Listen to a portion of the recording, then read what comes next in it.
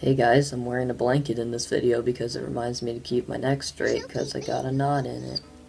But ladies and gentlemen, welcome to the first episode of my NFL prediction series starting right after the trade deadline here in week 9. This week I'm going to be talking a little bit about some of the final trades that happened between some teams. Mainly I'm just going to get into who I got winning this week. Unfortunately, I didn't get off to a hot start. Thursday night the Bills and Jets played. And I picked the,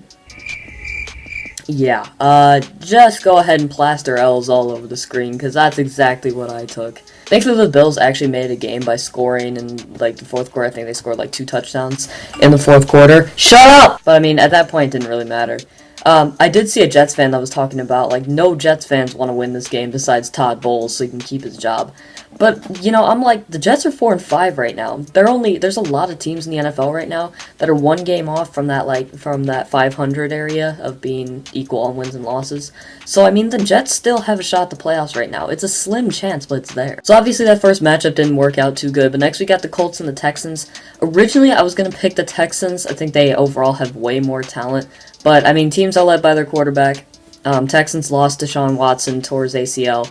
That really sucks, because Deshaun Watson was way better than anyone expected. He was making a case to be Offensive Rookie of the Year, and he just got injured, so. Arguments with management aren't going to help the Texans franchise. I got the Indianapolis Colts winning this week. Now we got the Bengals and the Jaguars. This one's a bit of a toss-up in my opinion. It always kind of annoys me when toss-ups are over teams that no one really cares about, like Bengals, Jags, whatever. You look at records, the Jaguars are slightly better. They're starting to get things clicking with their very young team. I'm actually going to give them the game this week. It's funny because this is completely going against what I said about quarterbacks just now. Do I think Blake Bortles is a good quarterback at all? No. But I don't think Andy Dalton's that much better. So I am going to give the game to the Jaguars. Now what's funny is about 15 or 30 minutes ago, Leonard Fournette apparently violated some sort of rule for the Jaguars. So he's not going to be playing this game, and that might give Bengals the edge. So I think if I'm going to get any game wrong this week, it's definitely going to be this one. But, I'm not going to go back on what I said. I'm picking the Jaguars this week. Alright, next up we got the, Tampa Bay Buccaneers and the New Orleans Saints. I'm going to make this one quick. The Bucs are struggling. The Saints are hot. There's no way Famous Jameis is taking down Drew Brees. Tell me in the comments if you got that pun. And also, Marshawn Lattimore has been absolutely insane this year. I don't know if you guys knew this, but on average, if a quarterback throws the ball in the dirt, they will have a better QBR than if they threw it in the direction of Marshawn Lattimore. That's insane. The QBR throwing at Marshawn Lattimore is 28.9, and then throwing the ball in the dirt is 36.9 or something like that. So Marshawn Lattimore's been insane. No way Saints are taking it out. Here we have the Los Angeles Rams and the New York Giants. Now, this is a kind of a weird personal feeling for me. Beginning of the season, I'm 100% Giants are going to win. But now, they've got Odell hurt, and they've just overall not been playing well as a team. I think they have a win on the season now, but they're just really not good at all. And then you look at the Rams. Sean McVay has been excellent. He's making a case to be Coach of the Year.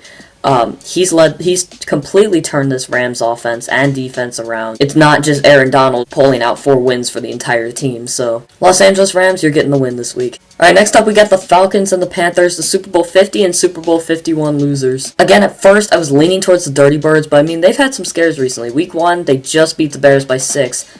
Just this past week in Week 8, they just beat the Jets by 5. I'm giving this game to Cam Newton and the Carolina Panthers. Alright, next up we got the mediocre Denver Broncos and the breakout superstar Philadelphia Eagles. Another easy one in my opinion. Carson Wentz is putting up an MVP caliber season. Jake Elliott is the best rookie kicker I've ever seen. I swear. Did you see that 61-yarder? And now they've got Jay Ajayi. I'll get into that trade a little bit later when I'm talking about the Dolphins game. But I'm taking the Eagles in an easy win. We got another kind of meaningless toss-up between the Ravens and the Titans. They're both about equal in talent, just the Ravens are way older. I'm giving this game to the most elite quarterback. Not Joe Flacco. No, if you said Joe Flacco, get out. Marcus Mariota and the Tennessee Titans are taking this game at home. Alright, now we got the Cardinals and the Niners. Obviously, the 49ers just acquired Jimmy Garoppolo in that trade from the New England Patriots. He's a very small improvement, though, over C.J. Beathard, so I'm easily giving this game to the Arizona Cardinals. Another quick one, I'm just going to fly through these. Redskins and the Seahawks. Seahawks are a very good team. Redskins are not. The Hawks are getting this win. These last few are going to be relatively easy. We got the Chiefs and the Boys. I really wish the NFL would just decide on the Ezekiel Elliott suspension. Like, either leave him in the NFL or kick him out for 1 year, not like his whole career. Regardless, Cowboys have been having an iffy season with Ezekiel Elliott or not, so this game goes to the Kansas City Chiefs. I get to finish off my two favorite teams, so that's pretty awesome. First, we got the Raiders and the Dolphins.